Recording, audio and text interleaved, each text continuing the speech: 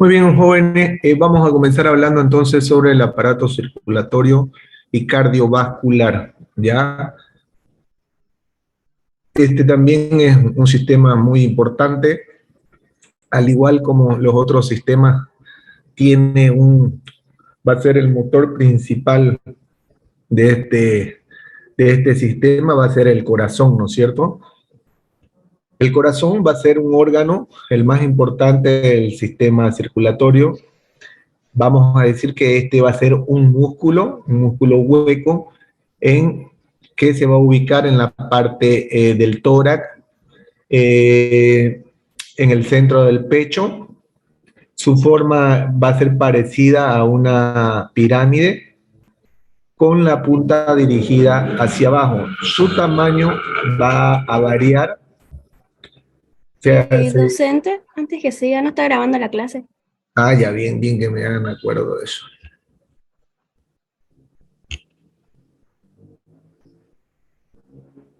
Recording in progress.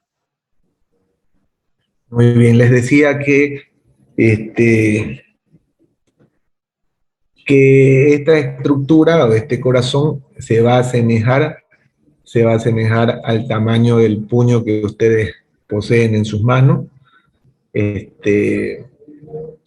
Va a tener una consistencia también un poco firme, va a ser de una coloración rojiza. Se van a distinguir tres especiales capas que vamos a ir describiendo a lo largo de este tema, ¿ya?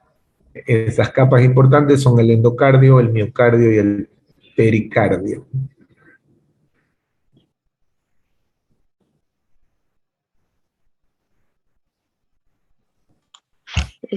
¿Podría repetir las tres capas del corazón, por favor? Sí, las vamos a ir viendo, ahorita, no se preocupen, vamos a ir desarrollándolas estas, pero son el endocardio, que va a ser la capa interna que va a tapizar las cavidades del corazón. Después vamos a encontrar también al miocardio, que es la capa media y voluminosa que va a estar constituida por tejido muscular cardíaco. Y la última capa que va a ser el pericardio, que es una capa externa, siendo una membrana de dos capas que va a envolver y va a proteger al corazón, ¿ya? Fíjense que cada una de estas capas que tiene el corazón y que va a revestir al corazón, fíjense que los nombres están situados según la posición del nombre, para que ustedes no se confundan por si les llegaran a preguntar en sus exámenes, ¿ya? Cuando hablamos de endo, recuerden, endo dentro, mio medio y pericardio, que es la capa más externa. Entonces, cuando hablamos de endocardio, hablamos de una capa interna. Cuando hablamos del miocardio, hablamos de la capa media, mio. Ya, y cuando hablamos de peri, hablamos de la capa más externa.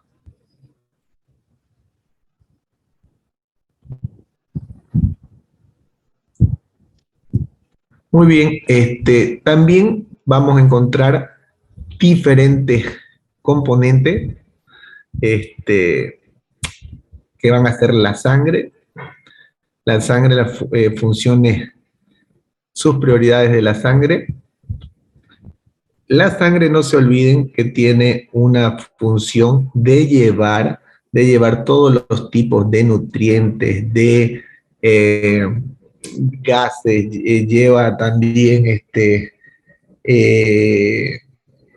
lleva todo otro tipo de sustancias hacia los órganos, ¿no? Es una serie de ramificaciones a lo largo de todo el cuerpo, que se va a encargar de llevar a través de las arterias, de las venas y de los capilares, ¿no es cierto? Esas van a ser las funciones de la sangre. También está dentro de sus funciones regular la temperatura corporal, ¿ya? Recuerden que cuando las personas fallecen, inmediatamente se ponen fríos, ¿no es cierto? Porque no hay ya esa circulación que les va a permitir tener la temperatura. Dentro de la sangre vamos a encontrar los glóbulos rojos, llamados también eritrocitos. Vamos a encontrar los glóbulos blancos, encargados del sistema inmune. Vamos a encontrar las plaquetas, que son las que van a intervenir en las funciones de la coagulación. Vamos a encontrar el grupo sanguíneo, el tipo de sangre, el corazón y la circulación sanguínea.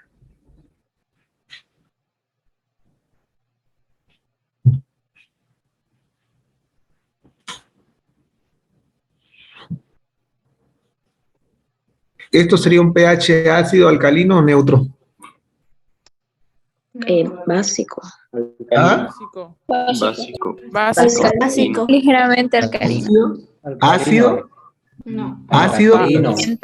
Alcalino. Básico. Básico. ¿Ácido? Alcalino. No. Ácido sería menor a 7, neutro es igual a 7 y básico es mayor a 7. Básico o alcalino. Alcalino, ¿no es cierto? Porque estamos hablando de 7.35 y 7.45. ¿Qué pasaría si fuera entonces ácido, la sangre? Qué amarilla. ¿Qué pasaría? Partes que tiene la sangre, que serían los glóbulos rojos, los glóbulos blancos y las plaquetas. Sí, pero estoy preguntándole qué pasaría si nuestra sangre ya no fuera, no fuera alcalina, sino que fuera ácida. Nos morimos. ¿Ah? Nos morimos. Hace todo. Estaría pues predisponente a cualquier infección bacteriana, ¿no es cierto? Por eso, para que el cuerpo funcione bien, tiene que ser alcalino, no ácido. Todo lugar ácido va a proliferar las bacterias, entonces nos conviene que sea alcalino. Esta alcalinez va a ir de un 7.35 a 7.45. El volumen total de una persona, o sea, cuánta sangre tenemos de cantidad en el cuerpo, vamos a decir que tenemos entre 5 a 6 litros en los hombres. Y las mujeres van a poseer una cantidad más disminuida, que va a ser de 4 a 5 litros. ¿Ya? Doctor, ¿y por qué se debe esta diferencia entre los hombres y las mujeres? La diferencia es porque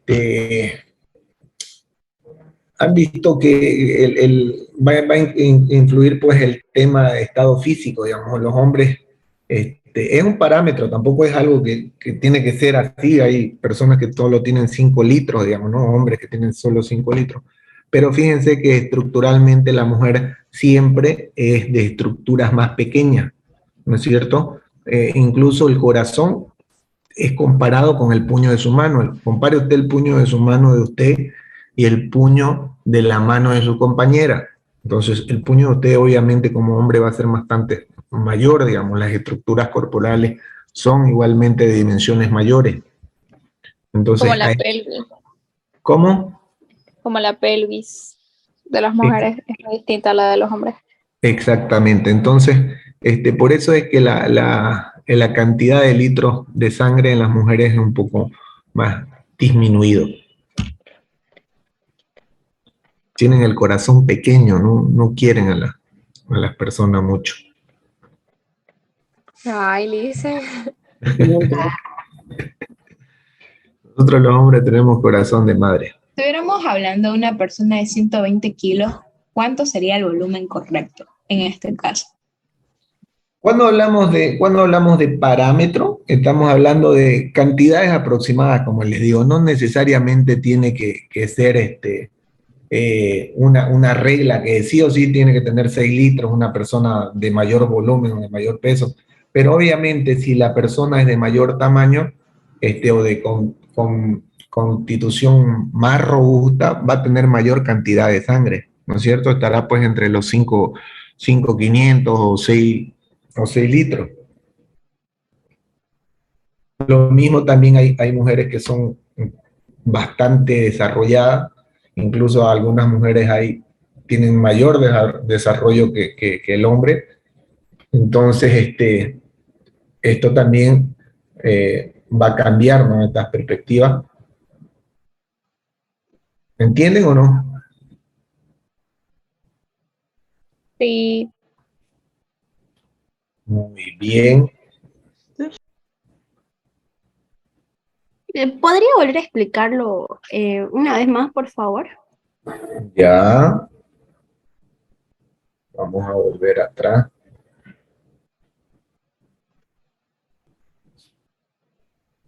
Doctor, tengo una duda. ¿Por qué la temperatura de los humanos dice 36,5 y la temperatura de la sangre está en 38? Porque la sangre no da solo la temperatura, la sangre ayuda, es un mecanismo que ayuda, que interviene en las condiciones térmicas del cuerpo humano. Pero esto no quiere decir que porque su sangre esté a 37 grados, usted va a tener una temperatura de 37 grados, ¿no es cierto? Porque ya estaríamos hablando de un cuadro febril.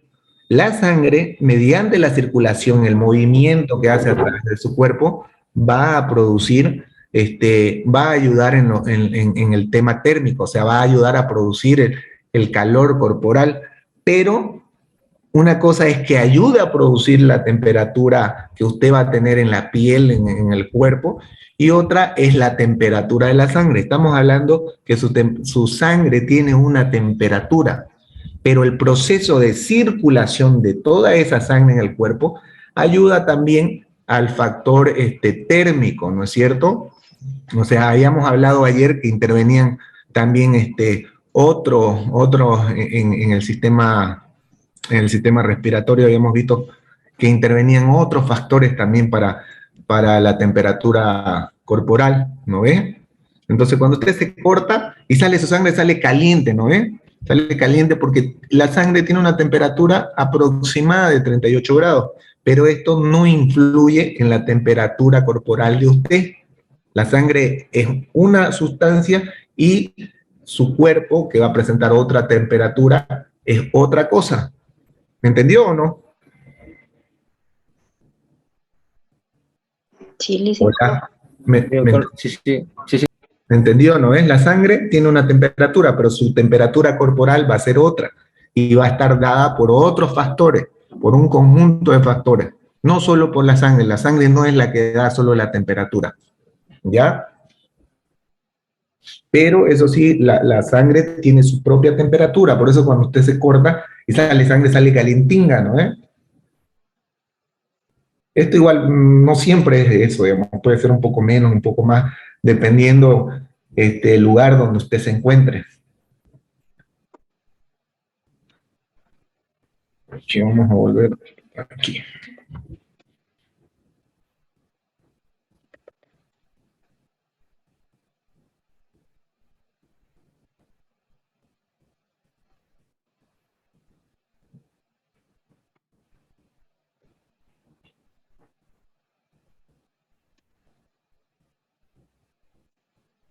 Muy bien.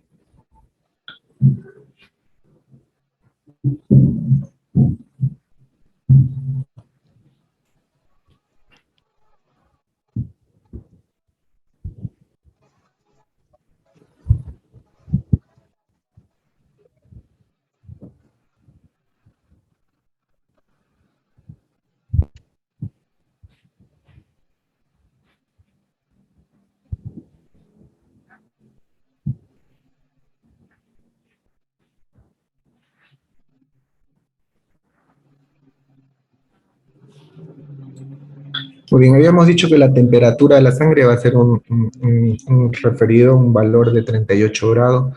El pH de la sangre, hablando netamente de la sangre, va a ser de 7.35 a 7.45.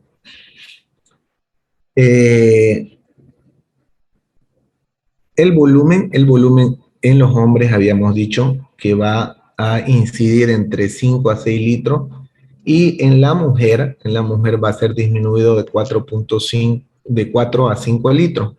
Y habíamos dicho que esto se va a deber también a la condición física en las mujeres, y también se va a deber es que el corazón de la mujer también va a bombear 63 mililitros de sangre por latido, ¿ya? Y en el hombre va a necesitar por lo mínimo unos 79 latidos por minuto.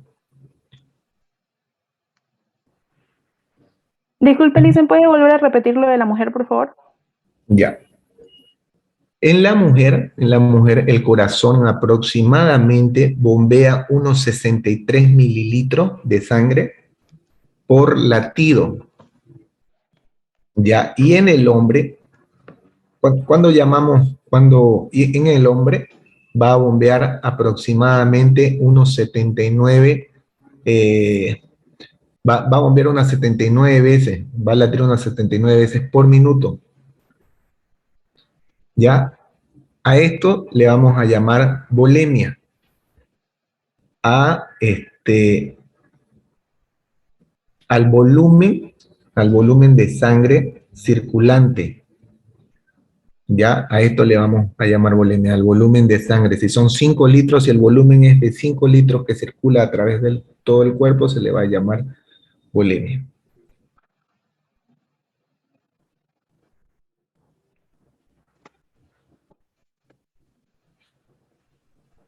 Licenciado, Sí, si hay hipertensión, ¿la temperatura de la sangre puede ser más elevada? sí, puede ser un poco más elevada, ¿no? Porque dependiendo también, hay personas, la hipertensión no refiere a que la sangre circule más rápido, por si acaso. La hipertensión refiere a que como las paredes de las arterias se van a dilatar, se van a contraer, esta sangre va y choca contra estas paredes porque no tiene el diámetro suficiente para poder circular. Entonces, al chocar la sangre en las paredes porque no hay un diámetro suficiente para que él pueda circular, esto va a producir que se aumente la presión arterial. Sin embargo, en algunas ocasiones sí puede aumentar, pero por lo general igual tiende a disminuir. Ya tienden a las personas que tienen presión alta a veces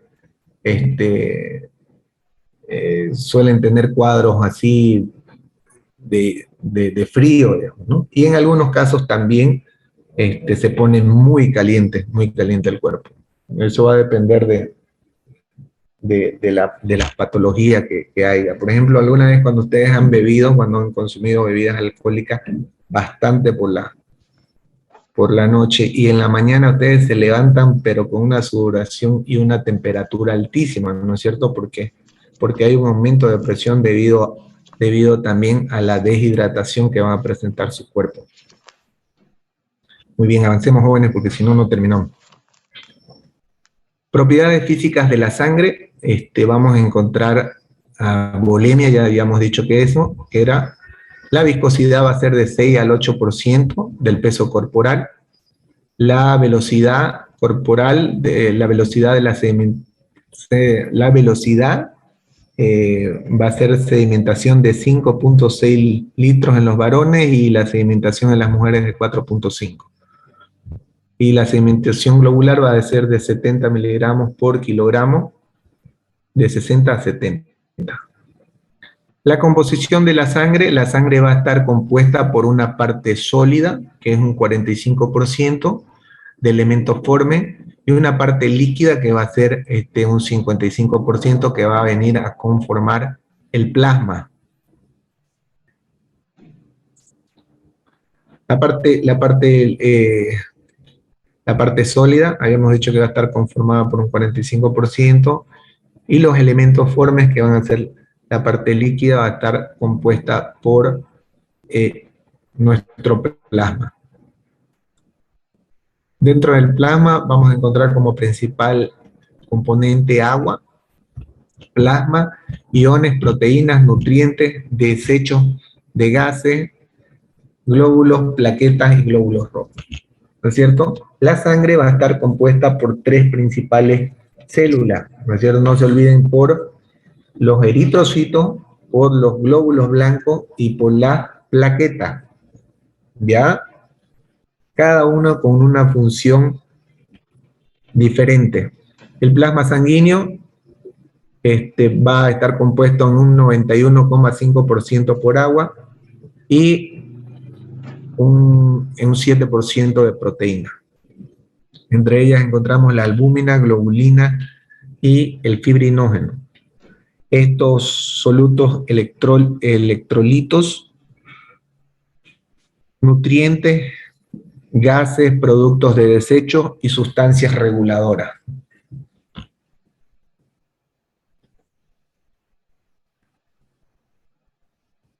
Hablando de proteína, encontramos entonces a las albúminas, a las globulinas y al fibrinógeno.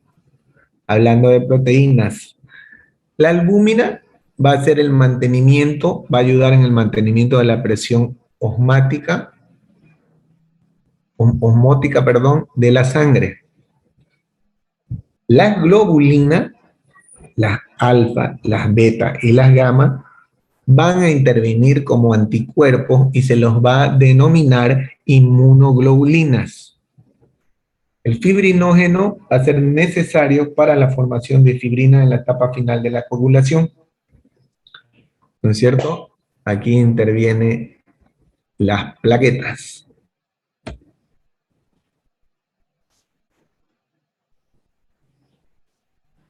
Como les había dicho, la sangre va a estar compuesta por estas tres principales células, ¿no es cierto? Doctor, Sí, ¿puede repetir las proteínas del plasma, por favor? Es lo importante. las proteínas del El plasma. plasma. Entonces, vamos a encontrar la albúmina, globulina y fibrinógeno. Las albúminas van a ayudar, cada una tiene una función, fíjense, dentro de la sangre, ¿no es cierto? La albúmina va a ayudar al mantenimiento de la presión osmótica en la sangre. Las globulinas intervienen, las que son alfa, beta y gamma, son anticuerpos que se los denomina inmunoglobulinas. Estas intervienen en el factor de inmunidad del cuerpo. Y el fibrinógeno, este fibrinógeno interviene, esta proteína de fibrinógeno va a intervenir en la formación de coágulos. Produce fibrina en la etapa final de la coagulación. Cuando ustedes se cortan su dedo, empieza a sangrar, se va a liberar acá el fibrinógeno en la parte ya final para formar ese taponamiento, esa costra, que les va a ayudar a detener las hemorragias. ¿Ya? Eso lo vamos a ir viendo igual un poco más adelante.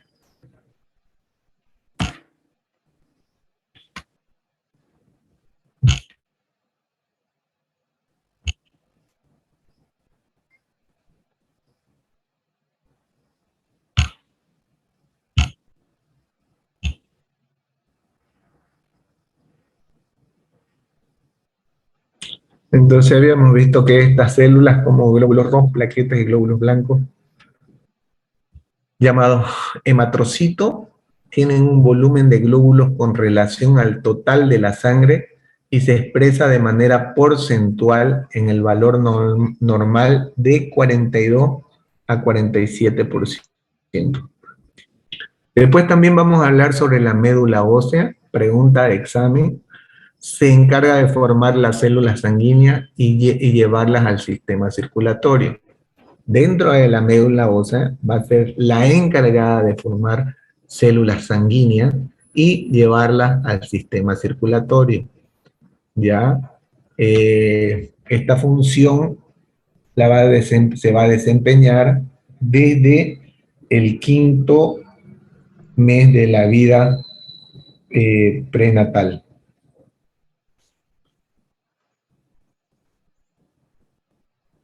Entonces, vamos a hablar sobre, dentro de esta vamos a encontrar médula ósea roja y médula ósea amarilla. Fíjense en la imagen donde podemos encontrar los dos tipos de médula, ¿ya?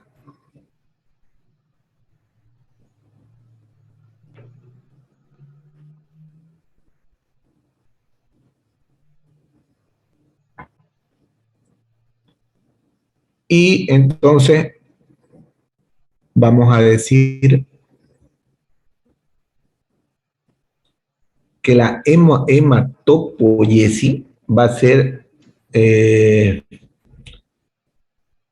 conocida también como hemopoiesis y va a ser un proceso de producción de las células sanguíneas que involucra la proliferación y diferenciación y maduración celular. Pregunta de examen, se los estoy ¿Puede diciendo. volver a repetirlo, por favor, lo último que acaba de decir? Ya, escúcheme, la médula ósea, ¿qué habíamos dicho que va a ser la encargada de qué? De formar células sanguíneas para llevarlas al aparato circulatorio, al sistema circulatorio. Exactamente. Su función, esta función va a estar desempeñada desde el 5º mes de vida prenatal, ¿no es cierto? Entonces, de repente no preguntamos dónde se forman las células óseas, pero sí van a encontrar hematopoiesis. Y cuando hablamos de hematopoiesis, nos vamos a referir al proceso de producción de células sanguíneas, que va a involucrar la proliferación, la diferenciación y la maduración celular. ¿Cuál sería la célula precursora de la hematopoiesis? Es el proceso, ¿Qué? Perdón, no se escuchó bien. es el proceso de producción de las células sanguíneas.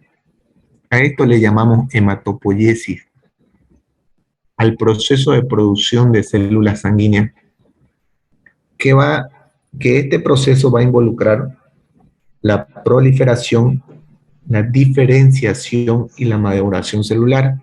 ¿Dónde se van a producir todo esto? Dentro de la médula ósea. ¿Cómo se llama este proceso? Hematopoiesis. Listen, disculpe, usted dijo que también era conocido con otro nombre, ¿lo podría repetir? Y también es conocido como hemopoiesis.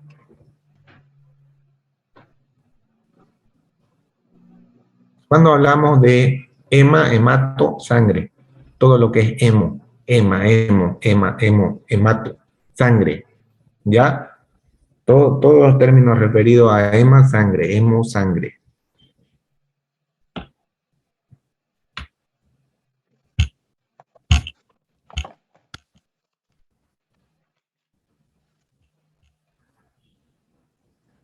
Muy bien, también componente importantísimo, principal de la sangre, glóbulos rojos, ¿ya?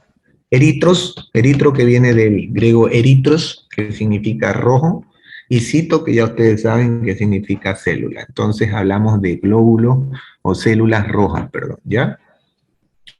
En el hombre van a existir 5.4 millones de unidades por litro, y en la mujer existen 4.8 millones, ¿ya? Como pueden ver en las imágenes, así se vería más o menos microscópicamente un glóbulo o un eritrocito.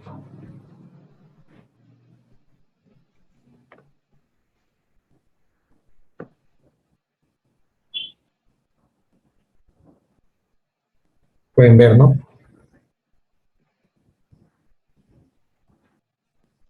Sí, se ve. Muy bien. El tamaño que van a tener estos van a ser más o menos unos 2.5 pm.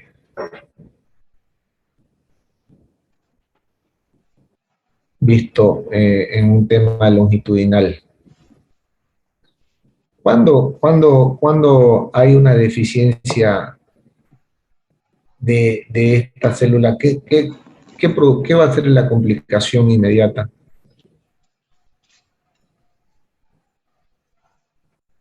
Leucemia.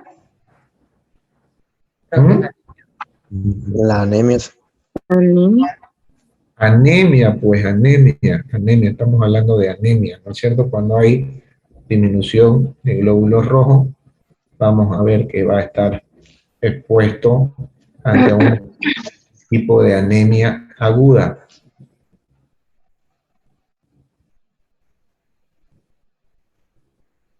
¿Puede volver a repetirlo? Se lo escucho entrecortado. Ya.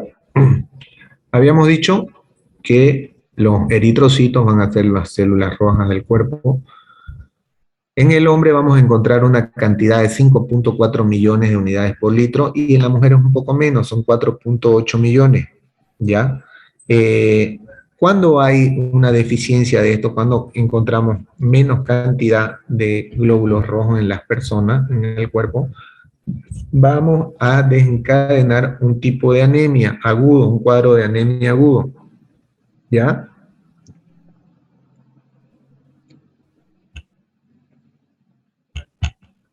Los eritrocitos son las células más pequeñas y numerosas de la sangre, contienen hemoglobina, tienen una vida aproximada más o menos de 120 días, son muy deformables.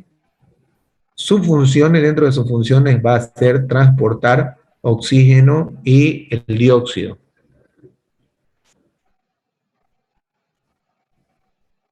La hemoglobina también va a ser una proteína especializada encargada de transportar oxígeno y dióxido. Tiene 4 cadenas polipeptídicas, alfa, beta y gamma, unidades a un grupo de gen que contienen hierro.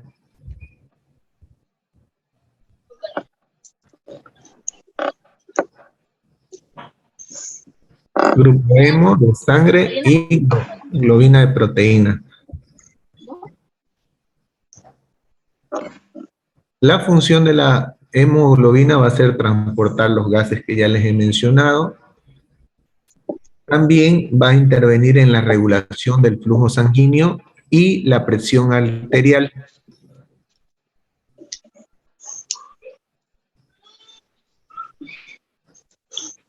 Habíamos dicho que los glóbulos rojos tenían más o menos un ciclo de vida de 120 días, ¿ya?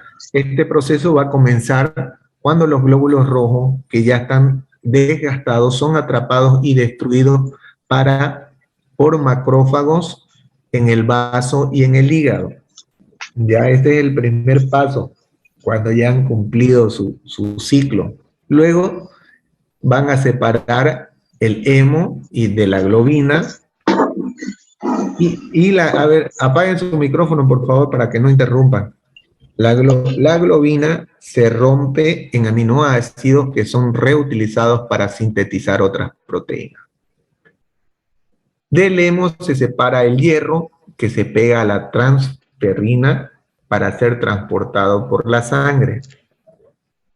El hierro que se va a liberar en la transferrina se pega a la proteína ferritina, que lo va a depositar en fibras musculares y en células hepáticas para luego ser macrofagado por el hígado y el vaso. Y por último, el hierro que fue extraído se vuelve a pegar a la transferrina, ¿ya? Entonces esos van a ser los ciclos vitales de los glóbulos rojos. La sangre es un tipo de tejido conectivo líquido, va a estar constituido por células y por plasma. Las características que habíamos dicho que iba a tener, más o menos va a ser de un pH de 7.4, va a tener un color rojo brillante oscuro y constituye aproximadamente el 7% del peso total corporal. Esto visto en litros va a ser más o menos entre 5 a 6 litros. ¿Ya?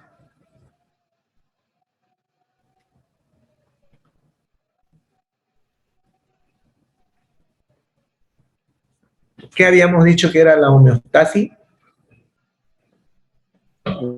El equilibrio mantiene.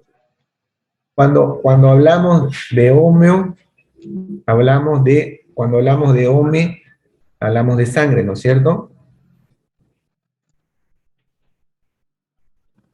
¿Qué era?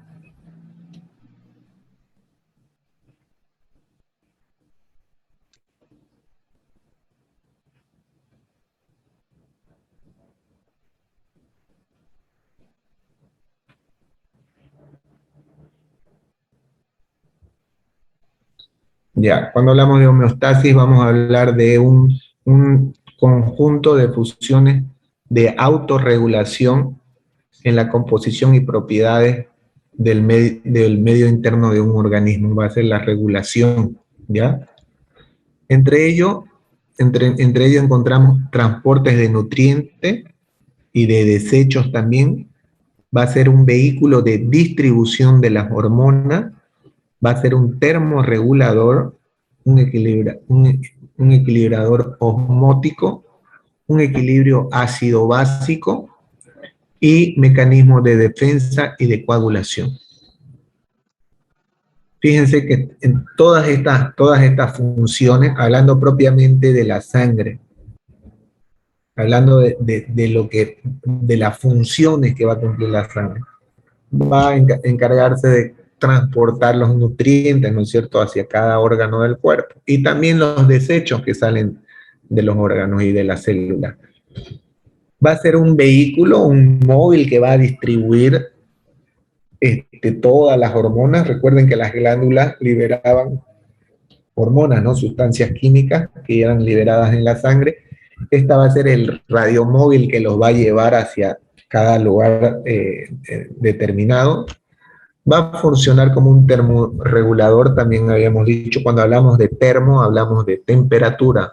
Va a regular, va a ayudar a regular la temperatura. Va también a ayudar en el equilibrio osmótico, en el equilibrio ácido-básico y en los mecanismos de defensa, porque va a estar comprometida con el sistema inmune. No se olviden que dentro de las células dentro de la sangre encontramos a los leucocitos, ¿no?, que van a ser encargados de la defensa del sistema inmune, y también vamos a encontrar a las plaquetas que van a estar encargadas de la coagulación. Ahora ya hablamos de glóbulos rojos, ahora hablemos de glóbulos blancos. Los glóbulos blancos en el adulto más o menos están en un valor referencial de 5.000 a 10.000, ¿ya? Cuando estos valores están muy elevados, vemos un análisis que están muy elevados, entonces nos va a dar a referir que se presenta algún tipo de infección, ¿ya? Porque estos van a ser como los soldados de sus cuerpos de ustedes, son los encargados. Ni bien entra una bacteria, ni bien entra algún patógeno externo, van a ser los encargados de ir a destruir. Que para esto van a necesitar multiplicarse, ¿no es cierto? Cuando hablamos de leucocitosis, nos referimos a un aumento de glóbulos blancos o de leucocitos. Y cuando hablamos de leucopenia, nos referimos a la disminución de leucocitos. Los leucocitos, a su vez, también se van a dividir en granulocitos, neutrófilos, basófilos y eosinófilos, y a granulocitos, que van a ser los linfocitos y los monocitos. ¿Ya? Ahí vemos en el cuadro los granulocitos y los granulocitos.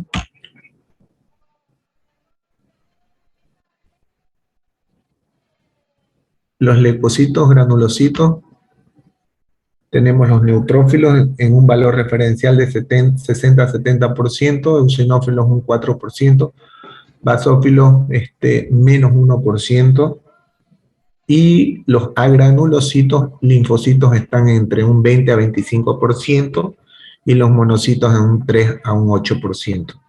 Estos son mononucleares, o sea, de un solo núcleo. Y los polimorfonucleares es donde encontramos más núcleos, ¿no? Más de uno. Neutrófilos son 2 a 5 núcleos, como los vemos en la imagen. Neutrófilos callados, en banda o callados.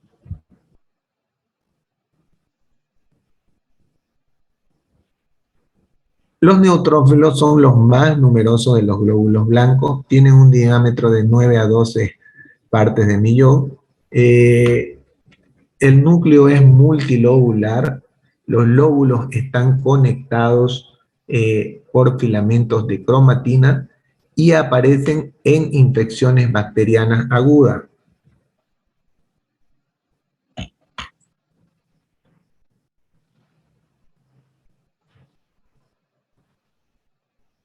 Muy bien, vamos a hablar entonces sobre eosinófilo.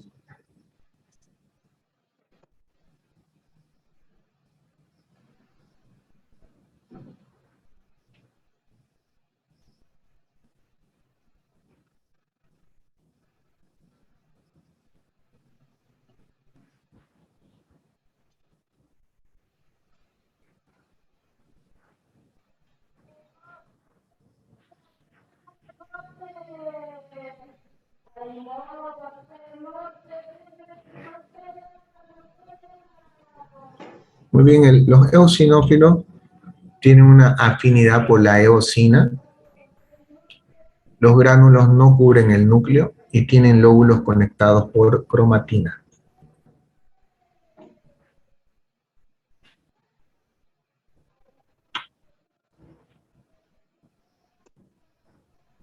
Los basófilos van a presentar una afinidad en los colorantes básicos como el azul. También encontramos a los leucocitos agranulocitos. Habíamos dicho que iban a ser los monocitos. Estos monocitos son células sanguíneas de mayor tamaño, son más grandes, son macrófagos. Están entre 12 y 20 pm de diámetro.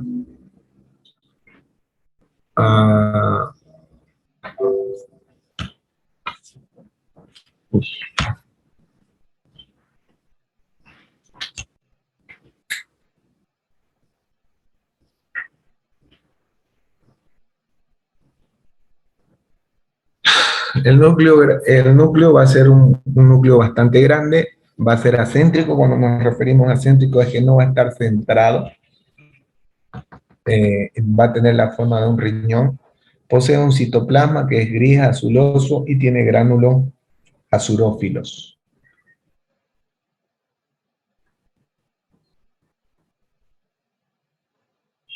Cuando hablamos de macrófagos, recuerden macrófagos son los que se van a encargar de fagocitar, de destruir, de consumir células muertas, antígenos y bacterias. ¿Ya?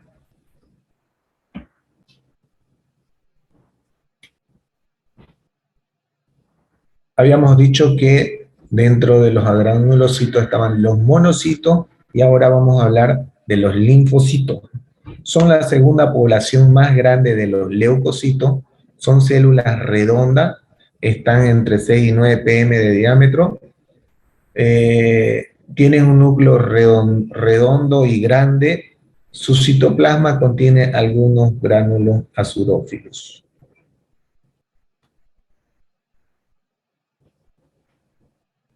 Los glóbulos blancos y células tienen proteínas llamadas antígeno de complejo mayor de histocompatibilidad o CMH, ¿ya? Mientras que fíjense que el antígeno de los glóbulos rojos no poseen este antígeno que es CMH, ¿ya?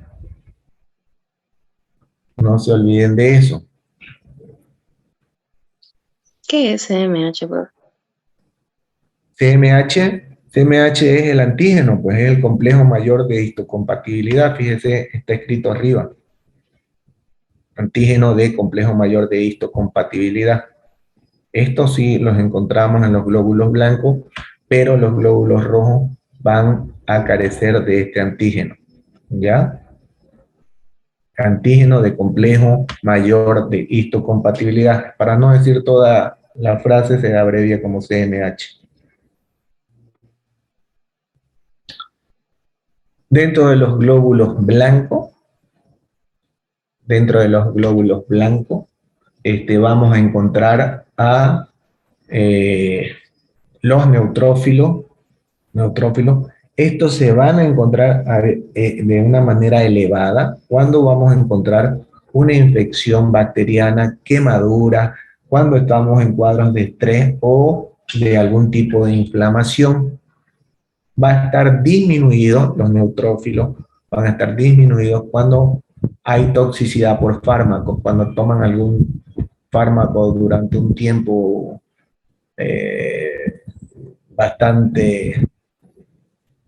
por bastante tiempo, ¿no? Entonces esta consecuencia o estas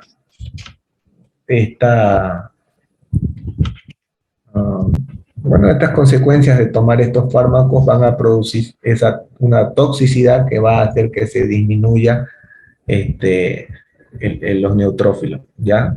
O también cuando hay una hipovitaminosis. Cuando hablamos de una hipovitaminosis nos referimos ¿a qué? Exceso de vitamina. ¿A qué? Exceso. Respóndanme pues, jóvenes. Que no pueden absorber sus vitaminas. ¿Ah? Exceso, no, disminución. Exacto. Exacto. Cuando hablamos de hipo, disminución. Cuando hablamos de hiper, ¿Verdad? Aumento. exacto. Ustedes ya tienen que ir manejando esos términos. Esos términos porque ustedes van a ser de aquí médicos, odontólogos, enfermeros, entonces ya tienen que ir manejando esos términos, ¿ya? También lo encontramos disminuido en las enfermedades del lupus eritromatoso. En los linfocitos también lo vamos a ver elevados en unas infecciones virales, cuando son virus, en algunos tipos de leucemia también, en enfermedades prolongadas de tratamiento con corticoides, o sea, con antiinflamatorios potentes. Los monocitos están aumentados en infecciones virales fúngicas, en tuberculosis, en ciertos tipos de leucemias, enfermedades crónicas. ¿Cuál habíamos dicho que era la bacteria de la tuberculosis? Exacto. Y lo vamos a ver disminuido en tratamientos con corticoides, o sea, con antiinflamatorios potentes, y supresión de la médula ósea. Los eosinófilos tienen reacciones, estos más que todos intervienen en reacciones alérgicas, ¿ya?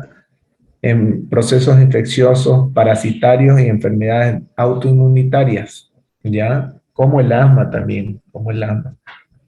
Está disminuido en toxicidad por fármacos y estrés. En los basófilos vamos a encontrar en reacciones alérgicas, en leucemias, neoplasia e hipotiroidismo. Cuando hablamos de hipo, hablamos que es una disminución de las funciones metabólicas de la tiroides. Y cuando hablamos de disminución de basófilo, vamos a referirnos a una mayor actividad de la glándula hipotiroides. O sea, está al revés, se dan cuenta, ¿no? Ahí nos va a presentar también en el embarazo y en la ovulación. ¿Entendieron? Sí, listen. Sí. ¿Quieren parar un poco o continuamos? Continuemos nomás. Muy bien. Vamos a seguir viendo entonces elementos formes. Dentro de los elementos formes encontramos a las plaquetas o llamadas también trombocitos, ¿ya? Las plaquetas van a ser pequeños fragmentos celulares que no poseen un núcleo. Ellos van a ser derivados de los megacariocitos de la médula ósea y van a medir aproximadamente unos 2 a 4 pm, ¿ya? Tienen un papel central en la hemostasia, que habíamos dicho que era la hemostasia. ¿Dónde están? Es el equilibrio del medio interno. No. Vamos. ¿Puede repetir su pregunta, doctor? ¿Es la ¿Qué que es- regula el organismo? ¿Qué es hemostasia? ¿Qué es hemostasia? El que regula la sangre. La- Sangre. ¿Ah? Regula Vamos. la sangre, los niveles sanguíneos. La regulación sanguínea. Vamos, participen todos, por favor. La hemostasis es la función de autorregulación del medio interno de un sistema. Y Es una serie de respuestas que define el sangrado. Es la contención o detención de la hemorragia mediante mecanismo. perfecto, perfecto, eso, lo que dijo su compañera, por fin alguien dijo, a ver, vuelvo a repetir eso.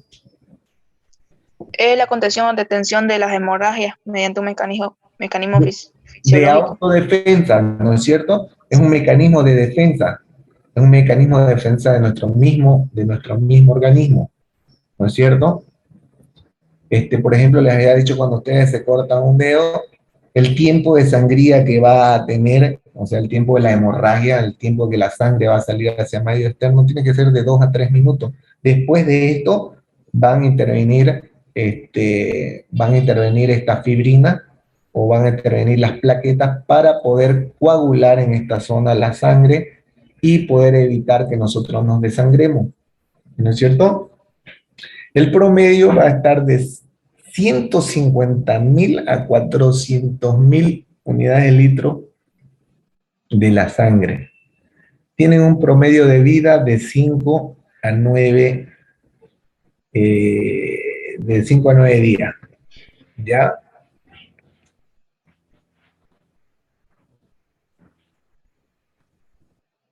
Ya habíamos visto sobre el trombopoyesis. Aquí hay un valor referencial, de glóbulos rojos. Por ejemplo, el valor normal referencial para los hombres va a ser de 5.4 millones y en las mujeres va a ser de 4.8 millones de unidades por litro, ¿ya? Y en los glóbulos blancos habíamos dicho que va a ser de 5.000 a 1.000, no, aquí está mal, es de 5.000 a 10.000, ¿ya? Aquí faltó un 0, pero no es de 5.000 a 1.000, sino es de 5.000 a 10.000. Lo que pasa es que me olvidé de ponerle un 0 ahí, unidades por litro, ¿ya? En los basófilos va a ser 0,5% a 1% aproximadamente, en los oxinófilos un 2 a 4%, en los neutrófilos 50 a 70%, en los linfocitos va a ser de 20 a 25%, en los monocitos va a ser de 3 a 8%, y las plaquetas van a ser de 150.000 a 400.000 unidades por litro. ¿Qué pasaría si estas plaquetas están en 50.000?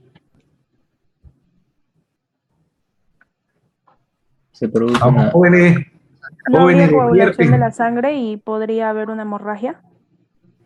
Sí, ¿no es cierto? Hoy por hoy se está muriendo la gente, ¿por qué?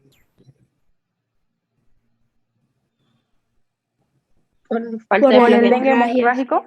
Exacto, porque no tienen la capacidad, el dengue hemorrágico, la principal deficiencia va a ser las plaquetas, ¿no es cierto? Por eso es que las personas empiezan a sangrar por la nariz, por la boca, por las encías, por todas partes del cuerpo, porque no existen las suficientes plaquetas para evitar este problema, ¿no? Y finalmente las personas terminan falleciendo. Este es un problema que estamos atravesando ahorita con el dengue hemorrágico.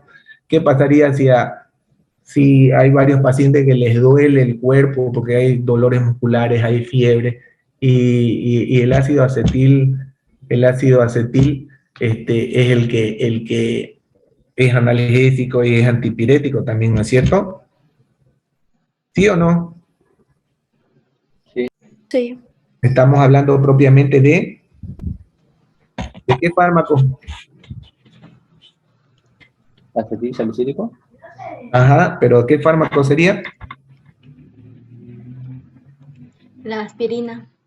Exactamente, la aspirina. Entonces, por eso es que no es bueno automedicarse, ¿no es cierto? Porque ¿qué pasa si tenemos un enfermo con dengue y encima tomamos una aspirina para bajar los cuadros de fiebre o de dolores musculares o dolores de cabeza? Vamos a terminar con una hemorragia muy severa, ¿no es cierto? Por la disminución de plaquetas. Exactamente. Cada organismo, cada persona tiene un antígeno. Este antígeno puede ser A o este antígeno también puede ser B. Tiene un tipo sanguíneo, ¿no es cierto? Un tipo sanguíneo de tipo, puede ser de tipo A, tipo B, o puede ser tipo AB, que este no va a tener antígeno, o puede ser un tipo sanguíneo AB con un tipo sanguíneo 0. Los grupos sanguíneos, la membrana extracelular del eritrocito contiene cadenas específicas de carbohidratos que van a actuar como antígenos. Estos van a determinar el grupo sanguíneo de cada persona. Dentro de estos grupos sanguíneos vamos a encontrar tipo A, tipo B o tipo 0, ¿no es cierto? Un factor RH, que va a ser el factor hereditario en las personas con antígeno A, van a poseer anticuerpos de tipo B. Las personas con antígeno B van a poseer anticuerpos tipo A. Y las personas del grupo O poseen anticuerpos A, B y no tienen antígenos tipo A ni B porque van a ser universales. Estos tienen la sangre más común, digamos, ¿no? La superficie, habíamos dicho que en la superficie de los eritrocitos contenía una variedad genética determinada por antígenos compuestos por glucoproteína y glucolípidos. Estos antígenos, llamados también aglutinógenos, se encuentran en combinaciones características que conforme a la presencia o ausencia de diversos antígenos en la sangre se van a categorizar en diferentes grupos sanguíneos.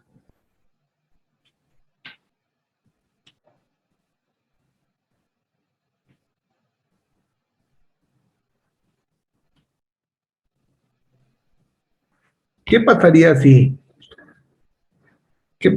a ustedes les colocan otro tipo de sangre? Porque cada persona tiene un tipo de sangre, ¿no es cierto? ¿Qué pasaría entonces? Nos podemos morir. Una reacción de aglutinación. ¿Una reacción de qué? Aglutinación de los eritrocitos.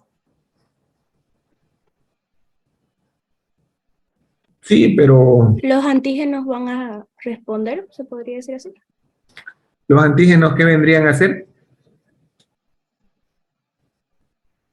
¿Sensores?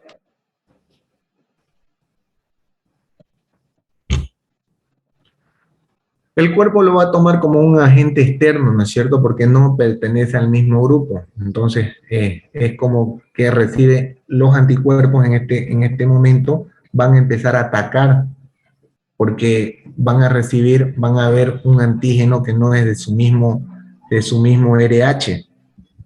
Entonces, por eso es que es necesario siempre hacer un previo análisis para poder colocar el mismo tipo de sangre, ¿ya? Los llamados así por los monorreus, los glóbulos rojos que tengan antígeno RH igual a RH positivo, y los glóbulos rojos sin antígeno van a ser RH igual a RH negativo. El plasma no contiene anticuerpos anti-RH. Y cuando nos referimos al reus, nos referimos frecuentemente a una especie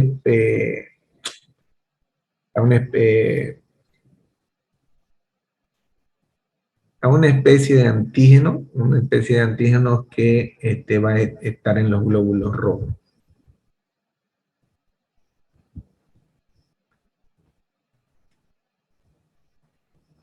el factor RH, esto es un poco de historia nada más, 1937 fue descubierto por la Steiner Weiner, que él fue quien descubrió el factor RH, o monos reus. La transfusión de sangre de un RH positivo a un RH negativo induce a la formación de anticuerpos, ¿no es cierto? Era lo que estábamos hablando anteriormente. El antígeno positivo más inmunógeno igual a D. El anticuerpo anti igual a D. Expresados tras la 6ª semana de gestación. También vamos a hablar del plasma sanguíneo, contiene anticuerpos llamados aglutininas que reaccionan con los antígenos. Esto igual anótenlo ya, el plasma sanguíneo contiene anticuerpos llamados aglutininas que van a reaccionar con los antígenos. Enfermedades hemolíticas de recién nacido. Cuando hablamos de hemo, recuerden que estamos hablando de sangre, ¿ya?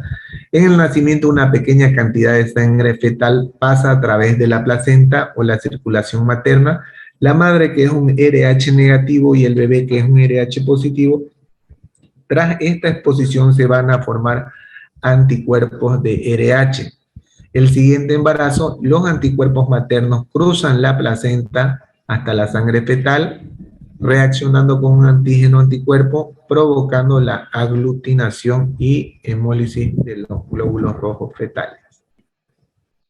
Después aquí solamente vamos a ver las células, anticuerpos y antígenos. Tipos de glóbulos de antígenos AB o grupo cero positivo. Habíamos dicho que el principal motor, el principal órgano, el principal motor del sistema circulatorio iba a ser el corazón, ¿no es cierto? El corazón va a ser un órgano hueco del tamaño de un puño, del puño de ustedes mismos. Mide aproximadamente unos 12 centímetros de largo.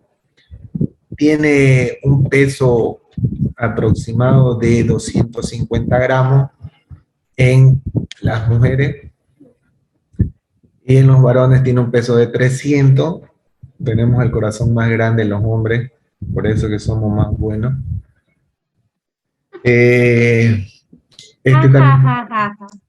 ¿O no? A ver, digan sí o no. ¿Quiénes son más buenos? ¿Los hombres o las mujeres? Los hombres. Los hombres, el corazón más noble. No, pero es que no lo digo yo, a ver, chicas, no lo digo yo, lo dice la ciencia. Ahí está, no voy a mentirle. Está mal la ciencia. La verdad. Uno tiene el corazón más grande porque le da amor a todas. Ajá, tenemos el corazón de madre. Exactamente. Es verdad. A nadie le falta el amor. Sí. Por lo menos lo confirman. Exacto, así es. ¿Para qué negarlo? Un minuto, estoy en una llamada. Hola. Otra vez. Ya, vayan.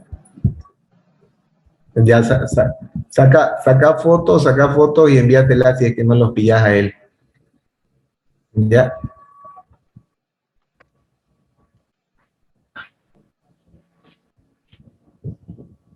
Ya, me avisas ya. Ya. Chao.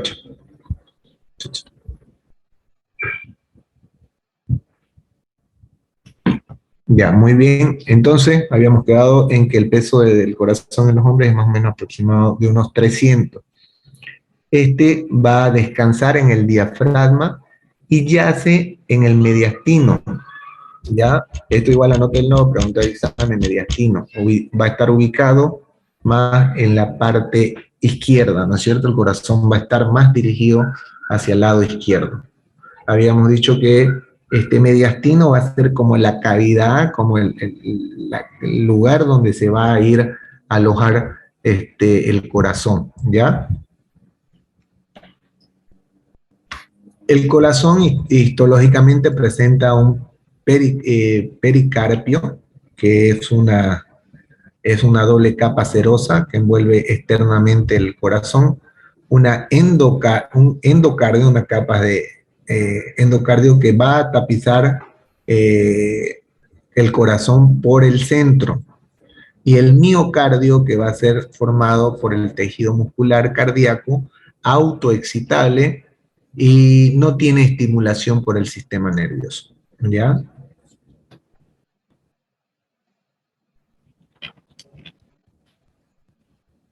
Dentro del corazón vamos a ver que el pericardio posee un tejido fibroso y un tejido seroso. El tejido conectivo es denso e irregular, y en el seroso tiene una doble capa parietal y visceral.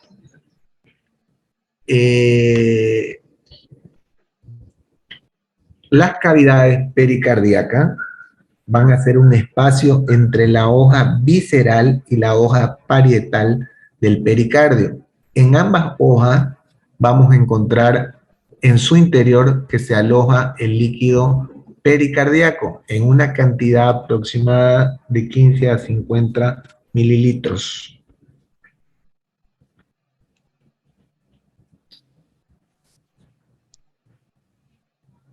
El pericardio también va a ser fibroso, evita el estiramiento excesivo del corazón, le va a brindar la protección y sujeta al corazón al mediastino, ¿ya? Como lo ven en la imagen en la parte de abajo.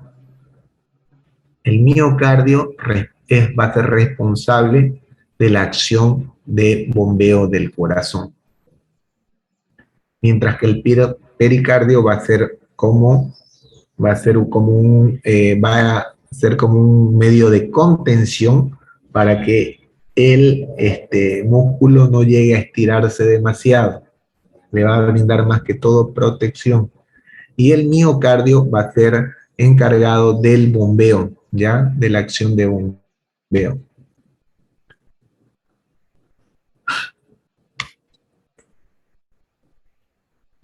El corazón, según su morfología y según su estructura, internamente va a presentar 4 cavidades: 2 auriculares de paredes finas, 2 ventrículos de paredes gruesas, y el ventrículo izquierdo tiene paredes más gruesas que el derecho, ¿ya? Entonces vamos a decir que presenta 4 cavidades el corazón, 2 aurículas derecha y 2 ventrículos de paredes gruesas. El ventrículo izquierdo posee paredes más gruesas que el derecho.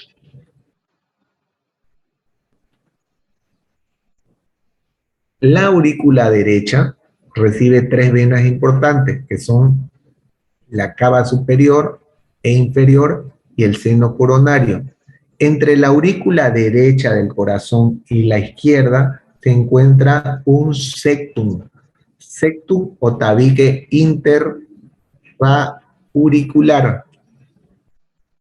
interauricular, ¿ya? Esta va a ser una fosa oval que tiene comunicación y se cierra luego del nacimiento. También vamos a encontrar la válvula tricúspide. Del lado derecho, del ventrículo derecho, vamos a recibir las arterias pulmonares y va a presentar la válvula tricúspide, cuerdas tendinosas y músculos papilares.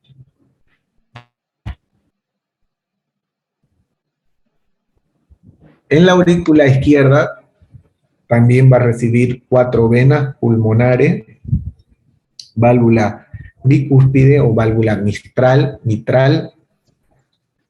tabique interauricular, y en el ventrículo izquierdo vamos a encontrar el tabique interventricular, donde vamos a encontrar, habíamos dicho, cuerdas tendinosas y músculos papilares.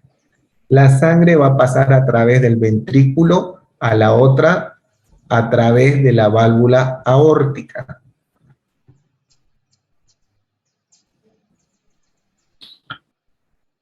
Esto es importantísimo igual, ¿ya? El corazón va a presentar dos movimientos.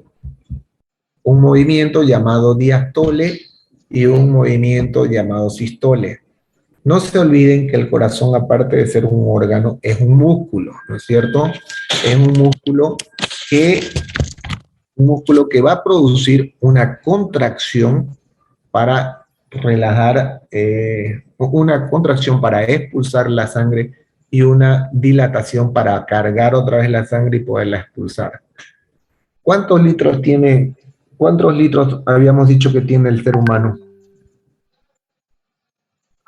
En hombre de 5. Los varones de 5. De 5, 6. Ya, vamos a hablar sobre una media de 5. ¿Qué pasaría si el corazón no bombeara esa sangre?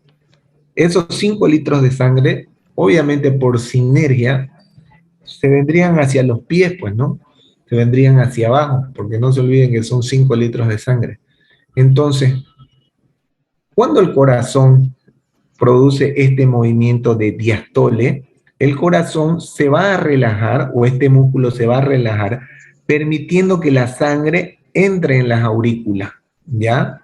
Después de que se llena estas aurículas de sangre, se va a producir otro movimiento llamado sístole, que es donde el corazón va a contraerse, o sea, se va a cerrar, o sea, se va a presionar, se va a cerrar con presión para que la sangre salga impulsada con fuerza a través de los ventrículos y a través de las arterias, ¿ya?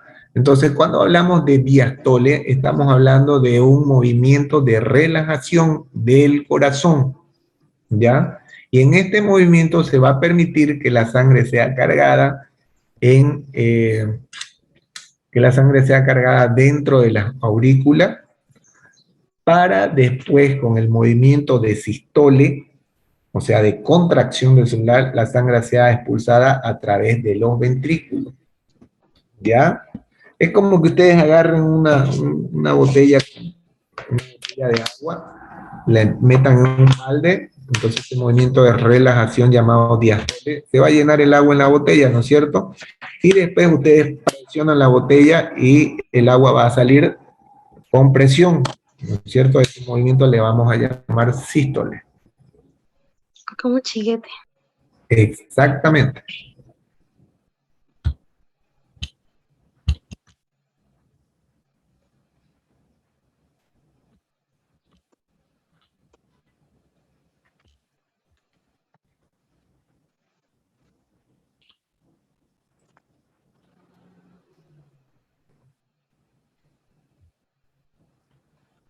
Cuando hablamos de regulación de bombeo cardíaco, la regulación del bombeo cardíaco, ¿quiénes en el sistema nervioso, quiénes eran encargados de aumentar la frecuencia cardíaca? La adrenalina y la noradrenalina. Sí, pero hablando de sistema, no hablando de hormonas, hablando del todo el sistema. El sistema simpático. Exactamente. Recuerdan que habíamos dicho que el sistema simpático estaba encargado de aumentar la FC, que viene a ser frecuencia cardíaca, ¿ya? Aumenta la fuerza de contracción, ¿ya? En el sistema simpático.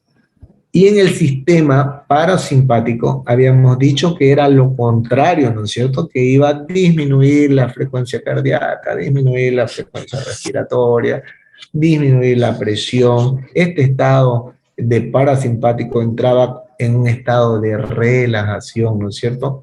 Incluso puede interrumpir el latido cardíaco, latido cardíaco el parasimpático, ¿no? Reduce la fuerza de contracción en un 20 a 30%. Ustedes han visto que a veces que cuando duermen, cuando ustedes están durmiendo, están por dormirse y ¡pum! Pegan un salto, un brinco, ¿no es cierto? ¿Les ha pasado o no? Sí. Sí, Y sienten como que ustedes están cayendo en un vacío, ¿o no? Sí, Sí. siento que me caí. O chocándose también. ¿Ah? Una vez me pasó como si me estuviera chocando con algo y de ahí ya desperté. Ah, exacto. Entonces sí puede suceder eso, que da sensación de que caemos en algún vacío o sensación de algún choque. Esto sucede porque cuando ustedes están ya por dormir, entran en un estado de relajación, que la frecuencia cardíaca disminuye demasiado, ¿entienden? Hay una disminución de todas las funciones. Entonces el organismo o el cuerpo, como es tan sabio, él cree que ustedes van a entrar en un paro cardíaco o ustedes van a detener el latido cardíaco porque están en un estado de parasimpático, ¿no es cierto? Está activado su sistema parasimpático y se ha disminuido esta fuerza de contracción. Entonces, el mismo organismo tiene ese método de reacción para hacerles un poco volver en la frecuencia. Entonces, el organismo cree que él está en un estado, su cuerpo de ustedes cree que está en peligro. Entonces, precisamente es por eso que hay esa sensación para que otra vez y ustedes se levantan así como asustados, ¿no es cierto? Es porque hay un aumento brusco también de la frecuencia, ¿ya? Bien.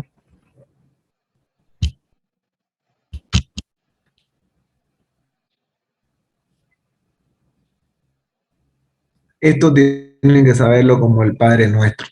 Circulación mayor, circulación menor. Circulación menor, entre el corazón existen dos circulaciones, una mayor y una menor. La circulación menor entre el corazón y los pulmones, la sangre desoxigenada sale del ventrículo derecho, va hacia los pulmones por las arterias pulmonares, se oxigena y regresa por las venas pulmonares hasta el ventrículo izquierdo. En la circulación mayor, entre el corazón y los demás órganos y tejidos, la sangre oxigenada sale del ventrículo, perdón, una llamada. Hola. Por favor, es que estoy en clase. Ya, gracias. Entonces les decía que en la circulación mayor, entre el corazón y todos los demás órganos y los tejidos, la sangre oxigenada sale del ventrículo izquierdo por las arterias aorta y lleva a los órganos el oxígeno y los nutrientes y vuelven al corazón por las venas que confluyen en las venas cavas hasta la aurícula derecha. Esto tienen que sabérselo muy bien, jóvenes. Pregunta de examen.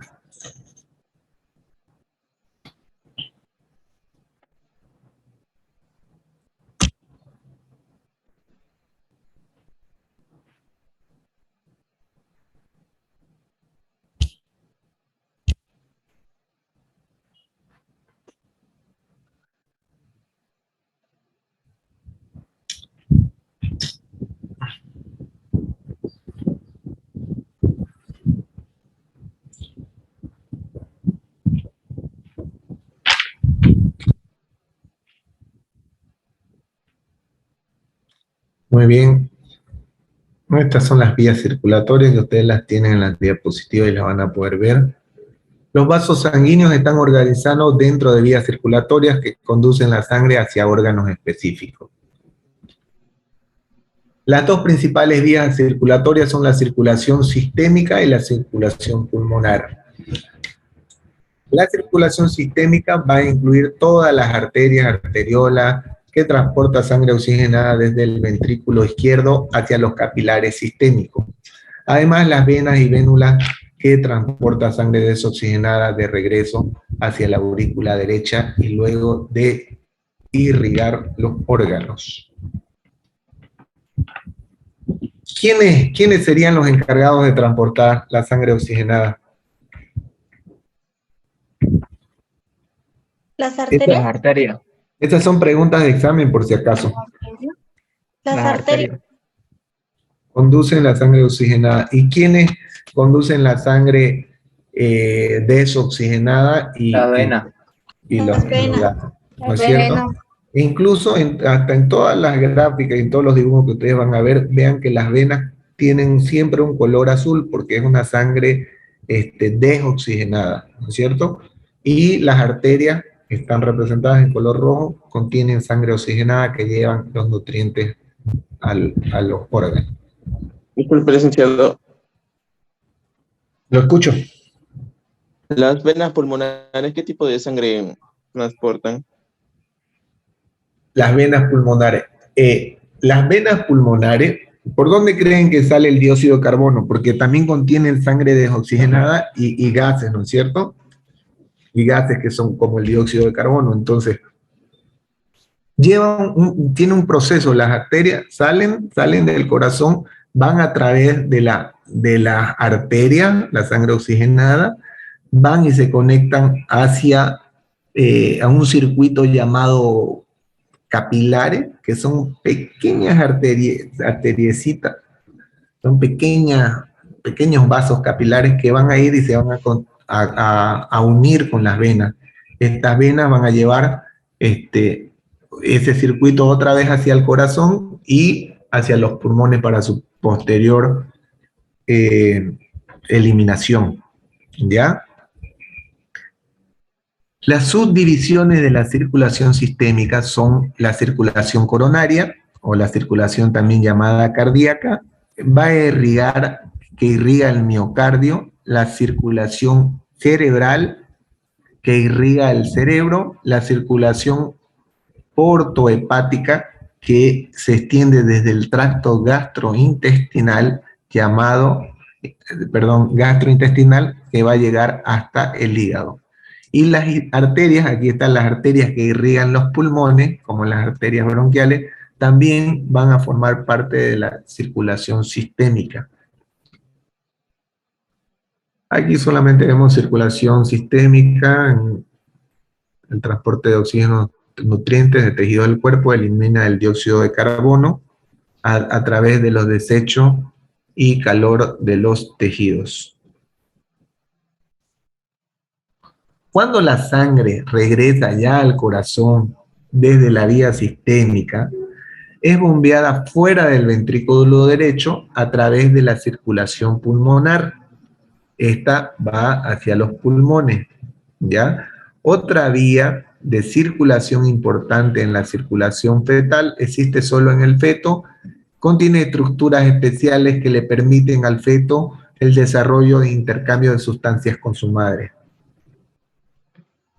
Luego aquí solo vamos a ver imágenes microscópicas de eosinófilos, basófilos, monocitos, macrófagos, linfocitos, plaquetas y eosinófilos. Células precursoras. ¿Quién me dice qué es células precursoras? ¿Ah? No han participado. Las que le dan vida a... Se podría decir que crean las otras células. Exactamente, son capaces de crear, ¿no es cierto? Bien. Homopoiesis, ya habíamos visto. Eritropoiesis. Proetiroblastos son voluminosos con citoplasma basófilo. Poseen Golgi en el retículo endoplasmático rugoso, en ribosomas. Poseen un núcleo grande con más o dos nucleolos. Eritroblastos o basófilos. Estos son más pequeños con núcleo grande, citoplasma basófilo, que se diferencian en eritoblastos y normoblastos. Los eritoblastos son pequeños con citoplasma de color gris azulado. Un núcleo, tienen su núcleo o no tienen nucleolos. En colores azulados, su núcleo no tiene nucleolo y dan lugar a un normoblasto. Este va a ser un pequeño citoplasma que va a carecer de organelas. La célula no se divide más, el núcleo es expulsado al exterior y se va a convertir en un reticulocito y después en eritrocito o cuerpo de Foley. Eritropoiesis, ya habíamos hablado de eso. Granulopoiesis también. Monocitopoiesis. Linfopoiesis. A través de las células madres, los linfoblastos, por la proliferación de diferencias en los linfocitos T y linfocitos B, tipos de LT y linfocitos Helfer y colaboradores linfocitos T citotóxicos de NK y linfocitos de memoria. Habíamos hablado también de formación de plaqueta, la trombopoietina, que induce al desarrollo y proliferación de células gigantes que controlan la formación de plaqueta. Los megacarioblastos poseen un núcleo lobulado. La célula se torna grande con un núcleo poliploide. Estas células reciben estímulo de la trombopoietina y se diferencian en megacariocitos, que son células más grandes con núcleos lobulados también y que se van a localizar junto a las sinusoides a través de sus pseudópodos que liberan la sangre de manera de pequeños fragmentos citoplasmáticos. Trombopoiesis, que ya habíamos visto. Y con esto terminamos sistema circulatorio, ¿ya? Tienen que